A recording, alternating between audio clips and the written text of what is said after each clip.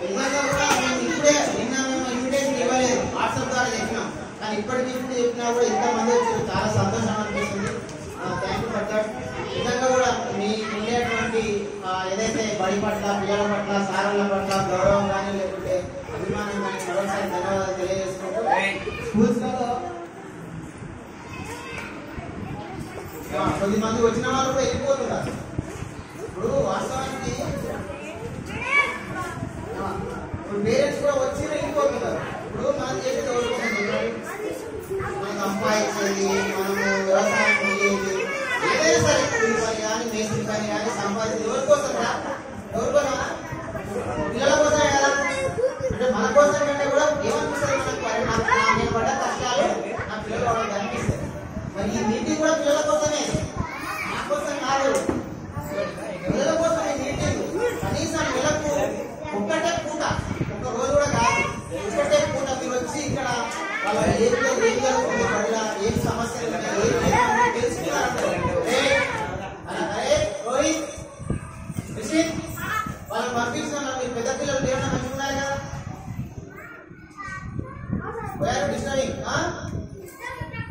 Don't do like that. అంటే వాళ్ళు మన పిల్లల కోసం ఈ మీటింగ్ వాడు నేను రిక్వెస్ట్ చేసేది అంటే నెక్స్ట్ టైం ప్రతి పేరెంట్ రావాలా, మీ బాధ్యత. మీరు ఏం చేస్తున్నా మీరు ఏం చేస్తున్నారు పని పేరు కూడా మాట్లాడుకోవాలి. ఇదో నెలకు ఒకటే రోజు ఒకటే పూట ఉంటుంది మన బల్ల, అది మన పిల్లల కోసం ఖచ్చితంగా అందరం పోదామని ఒక అందరు నిర్ణయానికి రావాలి. ఒక పూట ప్రాక్టీస్. అరే అరే ఇస్లాం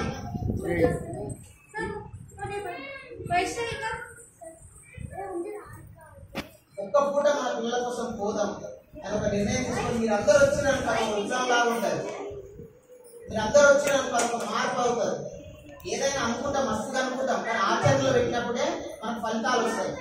ఆ ఆచరణలో పెట్టడానికి ప్రయత్నం చేయండి. మీ పనికి వెళ్ళిన మీతో డిస్కషన్ చేయండి. మీరు కూడా మీ ఫ్రెండ్స్ సర్కిల్ డిస్కషన్ చేయండి. 3వ శనివారం ఉంటుంది ప్రతి నెల. మీరు అందరూ వచ్చేటట్టు ప్రయత్నం చేయండి. మీరు మేము కలిస్తే ఆ పిల్లలు అద్భుతాలు సృష్టిస్తారు. అంత గొప్ప వండర్స్ చేయడానికి ప్రయత్నం చేద్దాం. ఒకటి ఏం జరిగిందంటే మన స్కూల్లో సుమారు 45 మంది జాయిన్ అయ్యారు ఈ సంవత్సరం. నాకు తెలిసి మన మండలంలో కానీ మన ఏరియాలో కానీ ఇంత పెద్దగా జాయిన్ అయిన స్కూల్ ఏది లేదు.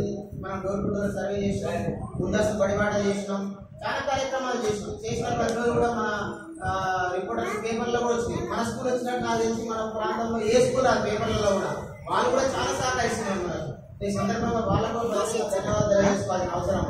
ఎందుకంటే మనం చేసే పని రాష్ట్ర వ్యాప్తంగా, జిల్లా వ్యాప్తంగా ఇన్ని జరుగుతున్నాయి. కానీ 45 మందిని తీసుకురావాలండి. 45 మంది ఇక్కడ దేనికి చేయించుకోగలిగినాం. కానీ కొద్దిమంది 5-6 మంది మళ్ళీ రిటర్న్ పోయారు ప్రైవేట్ స్కూల్. ఏముందని చెప్పేసి నేను సార్ ఇంటికి వెళ్ళాను.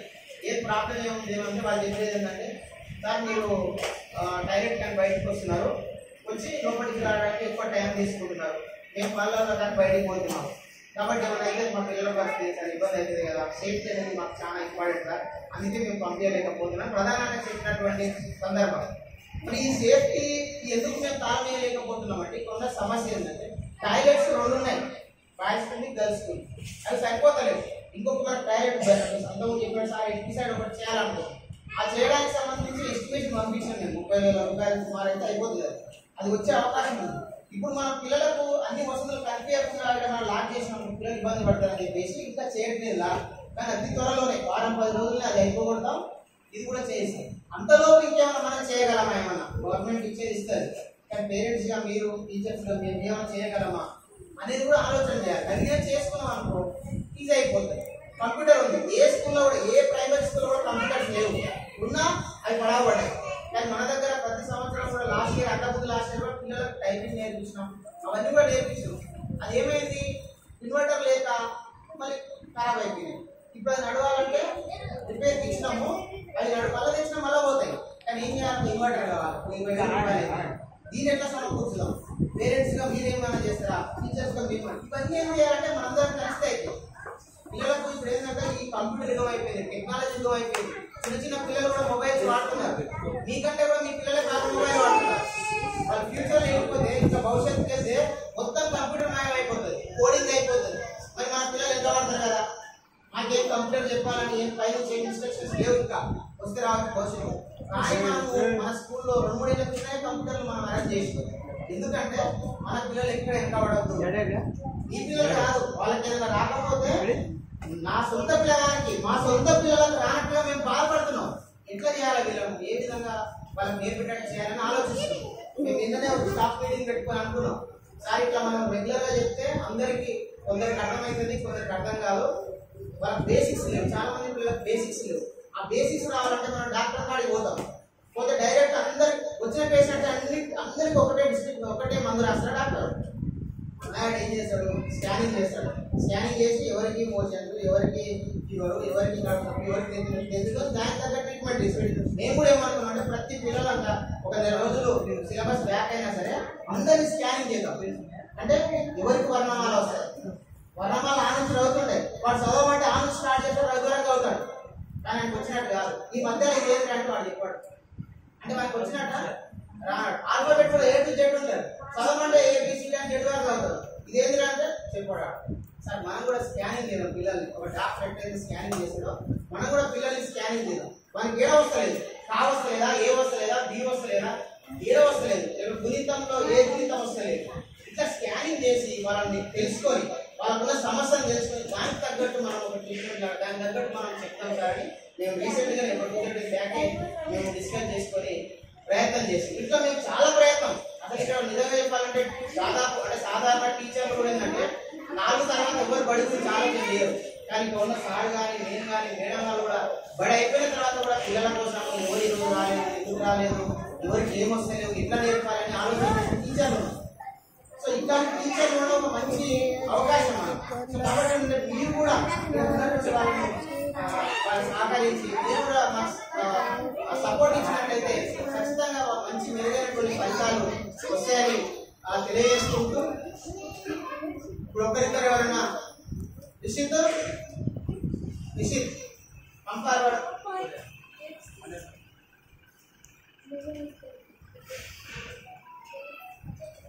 ఇప్పుడు మనకు ఒక అపోహ ఉంటుంది, జనరల్ గా ఇంగ్లీష్ అంటే బాగా డబ్బున్న వాళ్ళకు లేకపోతే మంచి కార్పొరేట్ స్కూల్లో చదవడానికి వస్తాయని ఒక అపోహ ఉంటుంది. నిజంగా కూడా ఇంగ్లీష్ అనేది ఇంటర్నేషనల్ లాంగ్వేజ్. నీకు తెలుగు వస్తే మన తెలుగు రాష్ట్రాలనే మనం ఉద్యోగం కానీ బతకడం కానీ చేయొచ్చు. ఒకవేళ హిందీ వస్తే మన రాష్ట్రంలోనే చేయొచ్చు. కానీ ఇంగ్లీష్ వస్తే ప్రపంచంలో ఎక్కడైనా కూడా మనం వెళ్ళొచ్చు, బతకొచ్చు. ఇంగ్లీష్ వస్తే మనం డాలర్లు సంపాదించవచ్చు. $1 ఎంత, సుమారు $90. అందుకే అమెరికా వెళ్ళి వాళ్ళ $1,00,000 డాలర్లు సంపాదించినాము ఇంటూ 90 లక్షలు సంపాదించినారు.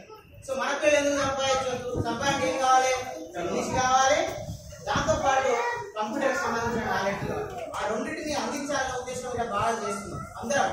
సార్ కూడా ఇంతకుముందు సార్ కూడా ఇంగ్లీష్లో మాట్లాడండి, మేడం మీ అందరం కూడా స్పీక్ ఇంగ్లీష్, అందరం ఇంగ్లీష్ మాట్లాడతాం. ఒక పేరెంట్ వచ్చి అడిగాడు, సార్ మీరు ఇంగ్లీష్ మాట్లాడేటైతే పంపిస్తారు సార్ మీ స్కూల్ అంటే అందరూ మాట్లాడతాం, లేదు పంపి మా స్కూల్ పంపాను. ఇంకొక రోజు తన ఫోన్ చేశారు, నేను ఇంగ్లీష్ నేర్చుకుంటాను వండలే మధ్యలో నేర్పిన. అరే పిల్లలు నేర్చుకున్నాడు కానీ పేరెంట్ నేర్చుకుంటుండే కానీ నాకు చాలా ఆశ్చర్యం అనిపించింది. ఖచ్చితంగా నేను శ్రీజకు చెప్పేవన్నీ కూడా మీరు ఫాలో అవ్వండి, మీరు కూడా 1 month లో ఖచ్చితంగా మాట్లాడాలని చెప్పి. మీరంతా చదువుకుంటలే, మీరు కూడా అదొక వండర్. పేరెంట్స్ ఇంగ్లీష్ మాట్లాడితే ఎంతో గొప్ప ఉంటుంది ఒకసారి ఊహించండి. మీరు ఉన్నారు చాలా మంది చదువుకున్న పేరెంట్సే ఉన్నారు, మీ పిల్లలు చదివేదే మీరు కూడా నేర్చుకోవాలి. Water also speaking English. So ఇట్లా మీరుగా సహకరిస్తే నేను చెప్తున్నా కదా అద్భుతాలు అట్లా చేద్దామని రిక్వెస్ట్ చేసుకుంటూ మనకు ఎన్సిఎస్ అని ఉంటుంది, అందులో మాట్లాడడానికి పదాలు ఐవి అంటే సబ్జెక్ట్స్ ఉంటాయి. ఐ అంటే నేను, వి అంటే మేము, యు అంటే మీరు, మీరు దే అంటే అవి వారు, ఈ అంటే అతడు, సి అంటే ఆమె, ఇట్ అంటే అది గల్ అని ఉంటుంది. సో ఇవే ఉంటాయి అన్నింటిలా, ఏదైనా ఇదే ఉంటాయి. తర్వాత హెల్పింగ్ వర్క్లు మారుతుంటాయి. హెల్పింగ్ యానిజారు, డూడలు, ఈ 3 వచ్చినాయి అనుకో పిల్లలు ఇంగ్లీష్ మాట్లాడవచ్చు ఈజీ. పెద్ద దాంట్లో ఏమి అది లేదు. క్వశ్చన్ వర్డ్స్ ఉంటాయి, ఆ క్వశ్చన్ తెలిస్తే చాలు. ఆ క్వశ్చన్ వర్డ్ ఆ సెంటెన్స్ లో ఏమిటి అని ఉంటే అక్కడ అర్థమైపోతుంది ఆ క్వశ్చన్ ఏంటో. అట్లా వాళ్ళకి ఈజీగా నేర్పేటట్టు ప్రయత్నం చేస్తున్నాం. ఇప్పుడు డూడల్కి సంబంధించిన సబ్జెక్ట్స్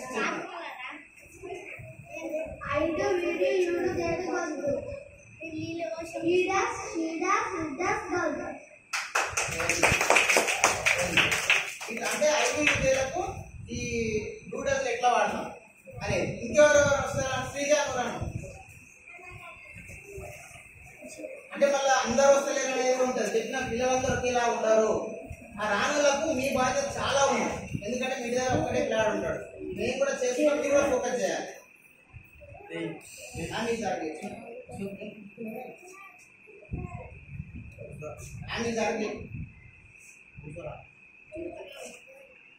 అయితే ఏమొస్తుంది?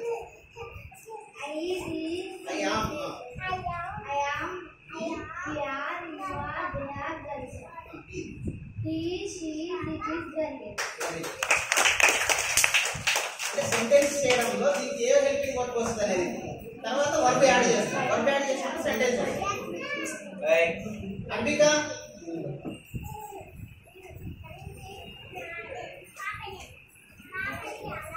have has you.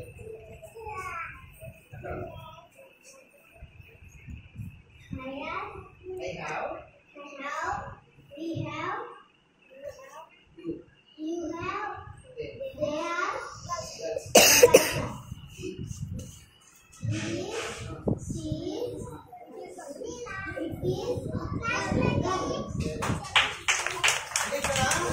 ఏంటంటే మేము ఉన్నమాట గ్రూపులు చేసినాం. I we you they girls. రెండో ఫస్ట్ గ్రూప్ ఇది. రెండో group he she it girl. ఇది సెకండ్ గ్రూప్. నేను చెప్పింది అంటే పిల్లలకు ఈజీ చేయడం. ఇప్పుడు హ్యావ్ హ్యాజ్ ఉంది. హ్యావ్ లో హ్యాజ్ లో అంటే చదువుకున్న ఉంటారు చెప్తున్నా. మీకు కూడా హ్యావ్ హ్యాజ్ అంటే ఎస్ ఎందులో ఉంది? హ్యావ్ లో ఉందా? హ్యాజ్ లో ఉందా? ఎస్ ఎందులో ఉంది? హ్యాజ్ లో ఉంది. అంటే ఈ ఎస్ ఉన్నది రెండో గ్రూప్ వస్తుంది. ఏదే సింపుల్.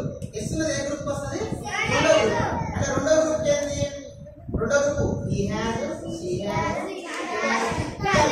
ఈ ఎస్ అనేది ఫస్ట్ గ్రూప్ వస్తుంది. ఫస్ట్ గ్రూప్ ఏముంది? I have, we have, they have, they have, girls. Simple ఇది. అంటే మేము ఉన్నది ఇక్కడ సింపుల్ చేయడం కోసమే. దీనికోసం నెలకు 10,000 రూపాయలు తీసుకుంటాం స్పోకెనింగ్ చేసాం. సో ఇట్లా మాకు ఎక్కడ స్పోకెనింగ్ చెప్పాలని ఏం లేదు. నాకు సిలబస్ స్పోకెనింగ్ చెప్పాలని ఏం లేదు. ఇట్లా ఎన్నో కార్యక్రమాలు చేస్తున్నాం. సో కాబట్టి మీరు కూడా సపోర్ట్. అలాగే इधर अलग क्या? हाँ come your with your English text book.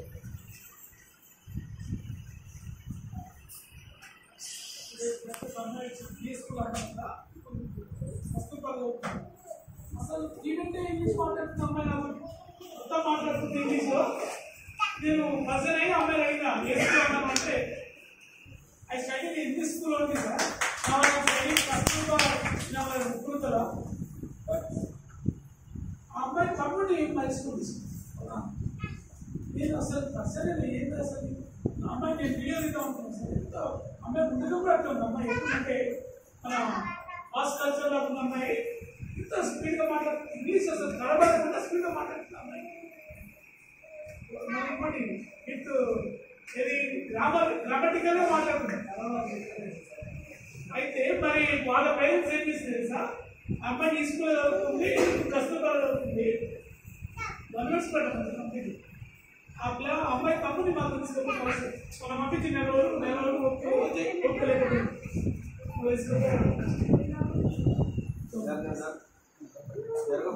Bridging app activity అని మనకి ఇంగ్లీష్ ఏముంటుందంటే ప్రతి థర్డ్ ఫోర్త్ ఫిఫ్త్ క్లాస్లలో ఇప్పుడు మనకి హాలిడేస్ వచ్చినాయి కదా.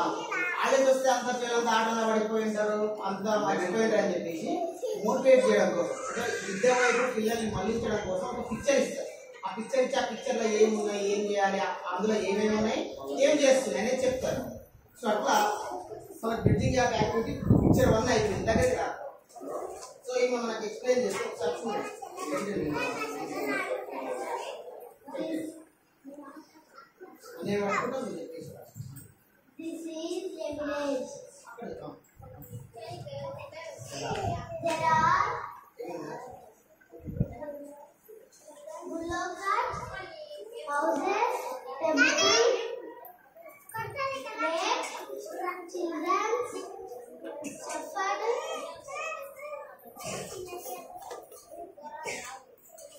fishermen, boatmen,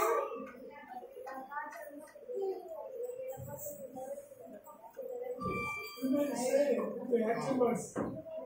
What are they doing? ఏం చేస్తున్నారు, ఏం చేస్తున్నారు? farmers are going to work. shepherd is going graze the to graze the sheep. Fisherman is fishing. Boatman is boating. Rowing boat. What are the children doing? Swimming. Children are swimming. What is the boy doing?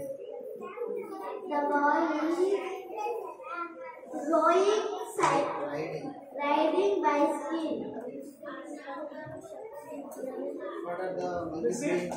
listen The call last year playing. English textbook call last year What are the birds doing? The birds are English textbook flying. bring her How English is the textbook village? Stick to the village. The village is The village is beautiful. beautiful. Okay. So this way, we can give this way. అంటే అక్కడ ఒక చిత్రం ఉంది. ఆ చిత్రంలో ఏమున్నాయి? వస్తువులు ఏమున్నాయి? మనుషులు ఎవరు ఉన్నారు? వాళ్ళు ఏం చేస్తారు?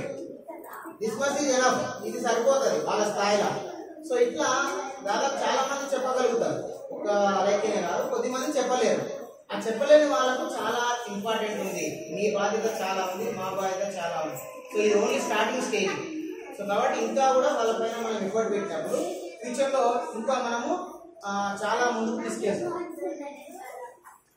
ఇంకొకటి మీరు ఒకటి అందరూ బాగా గుర్తుపెట్టుకోండి పిల్లలకు ఇంకొకటి చెప్పినా ఇది మనది ఇది రాతకెట్టు మీరు చేయకండి ఒకటే మీరు మాత్రం మా బాధ ఏమనిపిస్తుందంటే ఇదేదో వెయిట్ కొద్దాం అనుకుంటారు. అది కాదు. మాకేమవుతుందని చెప్పు. అసలు నిజంగా చెప్పాలంటే మేము చెప్పినా చెప్పకుండా జీతం వస్తుంది.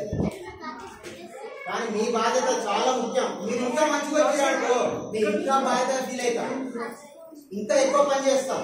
ఇక్కడ నుంచి మీరే వచ్చి సార్ నేను పోతా సార్ సంతకం పెట్టాలనుకో మేము కూడా సంతకం పెట్టిపోతే